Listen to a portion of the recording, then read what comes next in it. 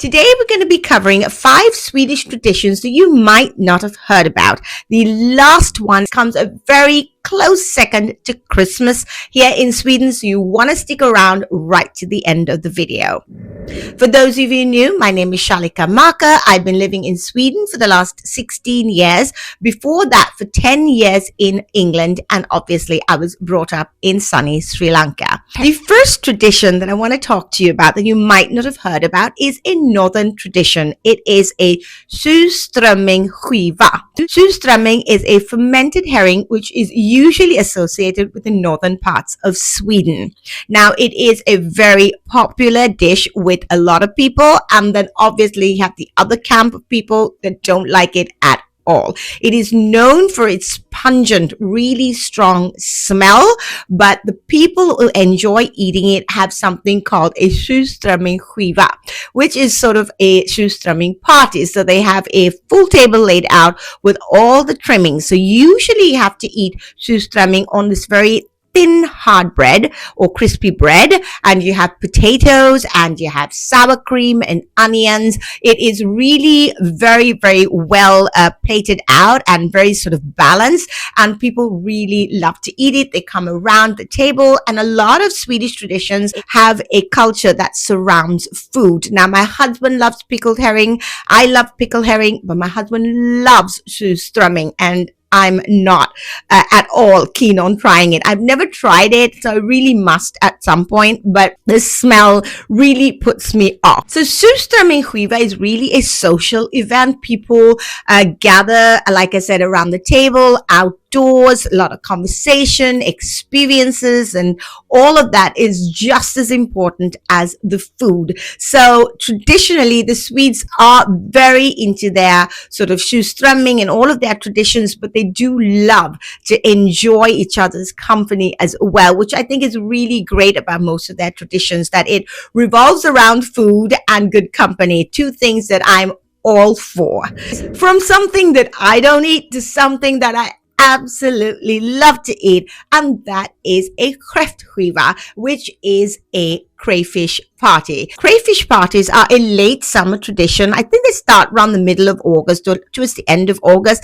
I love them. I think they are so fantastic. I like crayfish, so that's probably why I've like a gigantic pot that my husband and I bought some time ago because we like to host crayfish parties. There are specific decorations that you have, and like the surströmming, you sit around the table, you sing songs, you have sort of lots of conversation, and you drink your schnapps, which is very common here in a lot of festivals and traditions in Sweden. But it really is a very, very big tradition here. Towards the end of summer, it's sort of the last hurrah for the longer days and all of that. So it really is a huge tradition here every single August. Might be that some of you haven't heard of it, but I know definitely that crayfish, they call it crawfish in the States, are very, very popular as well in spaces like, what's that place called? Oh, I can't remember.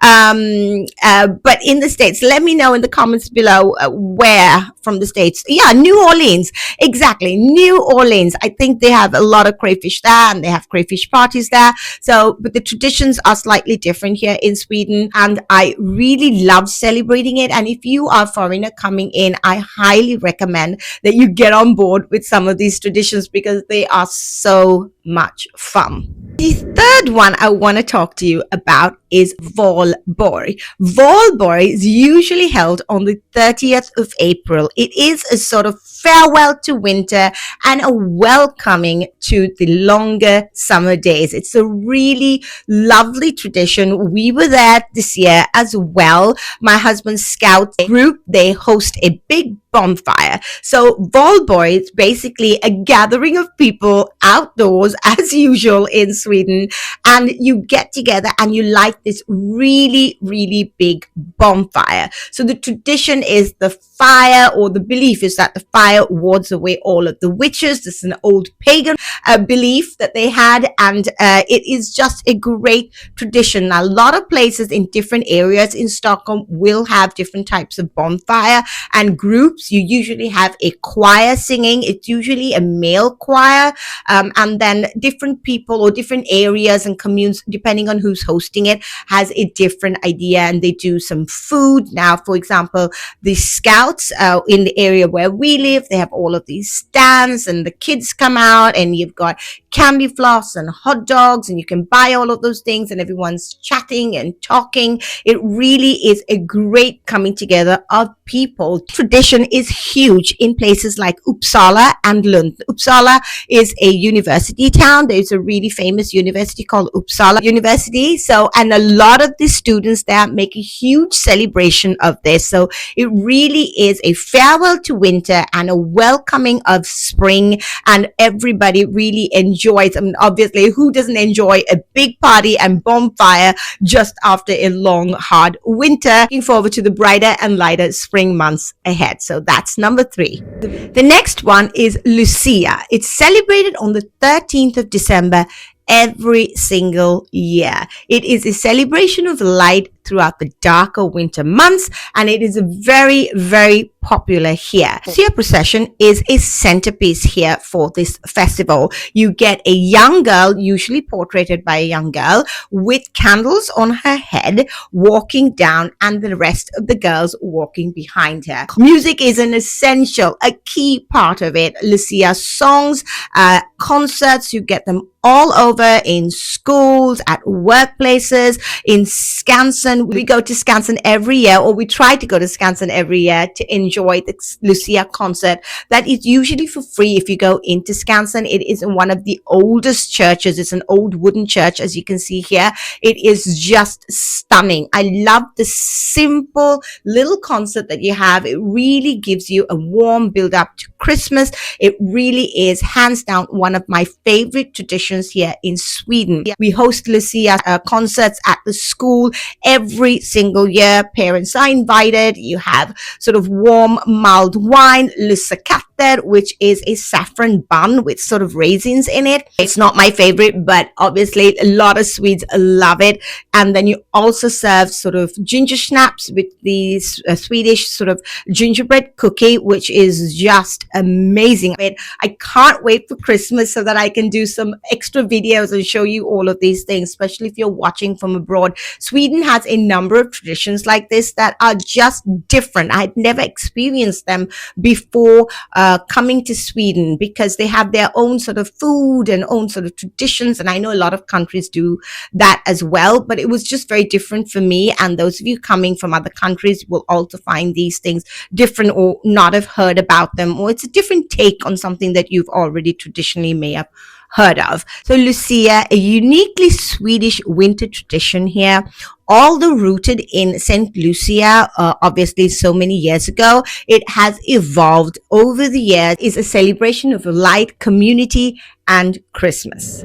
Okay, and finally, one of the biggest traditions here in Sweden, coming a very close second to Christmas, that you might not have heard about, is midsummer. You cannot come to Sweden and escape it in end of June. It is just an amazing celebration. It is huge. Shops close, restaurants usually close. Everybody sort of maybe goes to their summer houses, or they stay at home. They have sort of outdoor parties, and a maypole is key. You cannot have a midsummer celebration without the maypole. Now, initially, all of these traditions were used for a fertility tradition. The land is fertile at that time, but for the Swedes, it really is a celebration of the longest day of the year, a celebration of summer, a gathering for the lovely warm weather that we're really going to enjoy for a short period of time here in Sweden.